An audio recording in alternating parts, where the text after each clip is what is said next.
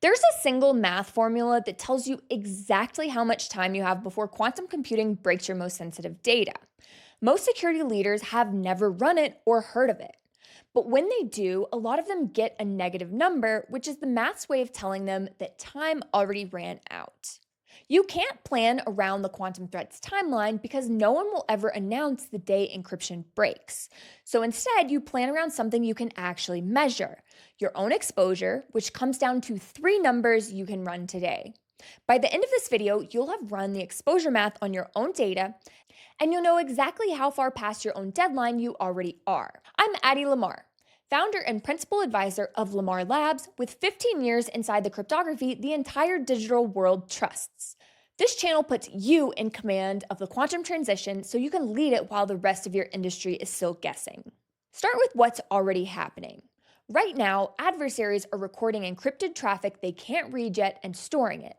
And that's a threat that NSA and CISA both warn is already underway. This tactic is decades old, and I trace its full history in last week's video.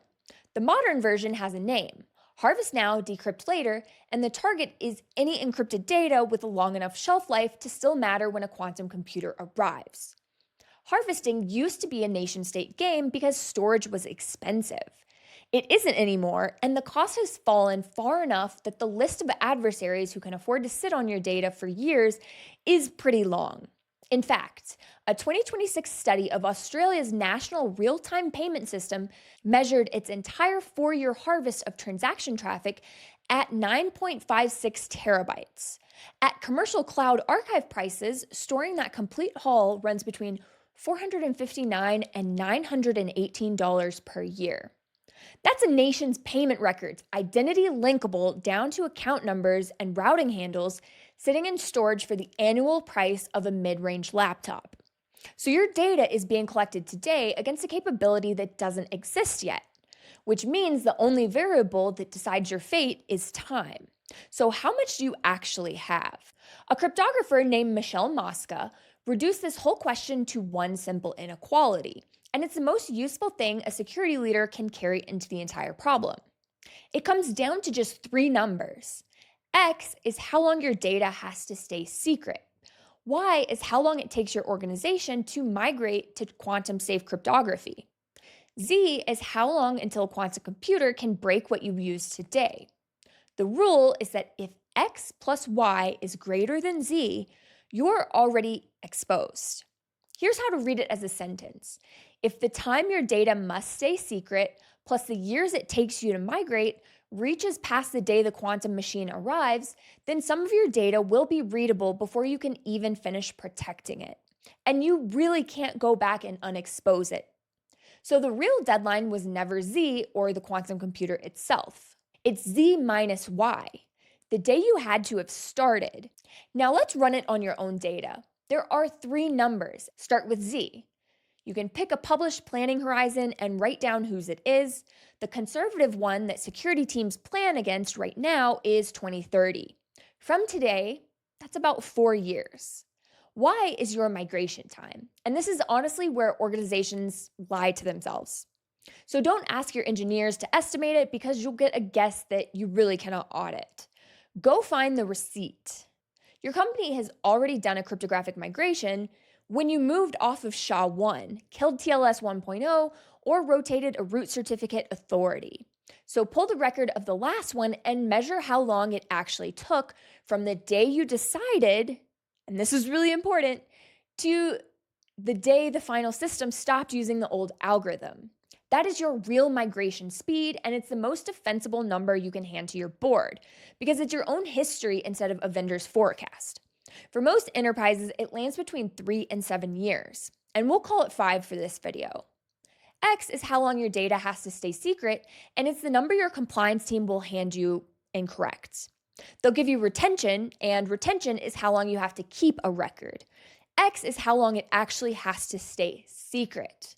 For example, an Australian bank keeps transaction records for 7 years, and deleting the record in year 8 does nothing about the copy an adversary harvested in year 1. So ask your data owners a different question, and it's the only one that gives you a real X. If this were published in full tomorrow, on what date does it stop haunting us? Ask the business owner instead of the security team. The person who knows when a merger file stops being dangerous is the person whose career depends on it, and they'll answer in a minute. Whatever year comes back, subtract this one, and that's your X. Now run it. If your longest lived data has to stay secret for 10 years, X is 10, Y is 5, and Z is 4. 10 plus 5 is 15 versus 4. You aren't even close or borderline. You are a decade past your own deadline. And look at what happened to X on the way through. Your migration alone takes longer than your remaining runway, so Y is already bigger than Z by itself. X plus Y beats Z for every value of X right down to 0. There's no data in your organization that this test clears. Harvested data is what makes this different from every other risk on your board. Most security problems you can fix after the fact. You can patch the system, rotate the keys, notify the customers, and move on. But harvested data doesn't work that way. The traffic captured today gets decrypted on the attacker's schedule. Definitely not yours, and there's no patch for information that's already been collected. You can't recall it, re-encrypt it, or make it secret again. So the only question left is where? Which systems carry that data, under which algorithm, through which vendor? That's a cryptographic inventory, and it's where most organizations find their 25-year data has been flowing through systems that they had forgotten even existed. Until you have that, every day you wait is adding to a loss you really can't take back. There are 4 errors most leaders make, and each one costs years. The first is running it only on data you keep secret. Your code signing keys, firmware signatures, and root certificate authorities each have an X, which is how long they have to stay unforgeable, and it runs as long as the thing they sign is still in service. If you break one and someone can sign as you can cut a new key in an afternoon and still never reach the devices in the field that only trust the old root. The second is averaging X across a data class. Your exposure is set by the longest lived record in the entire set. So one 30-year record inside a 3-year bucket makes the entire bucket 30 years, and averaging is how it vanishes from your report. The third is measuring Y from the wrong day. Pull the receipt, and most people measure from the day engineering started. The clock started at the decision, and the gap is your budget cycle, procurement, and the wait on vendors. That's often far more than a year, and it all repeats next time, and it's how a 5-year migration lands in your plan as a 3-year one. The fourth is carrying one company-wide Y. Your PKI, TLS endpoints, and the embedded devices migrate on their own clocks, and the slowest one sets your deadline. A blended Y reads like an answer while it hides the systems that can't move at all. Your migration very likely takes longer than the time you have left, which puts every system you own past its deadline already. What's left to decide is which data you protect first. You can now run this on your own data and defend every number in it, which is more than most people making these decisions have done. And when you decide that turning it into a plan your board will actually fund is bigger than your team has room for, that's the work I do at Lamar Labs, and the link is below. Then comes the next question every executive asks next, and honestly, it's pretty fair.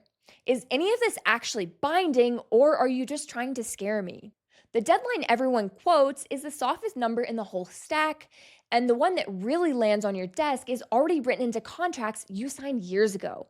That's what we'll cover in the next video. I'll see you there.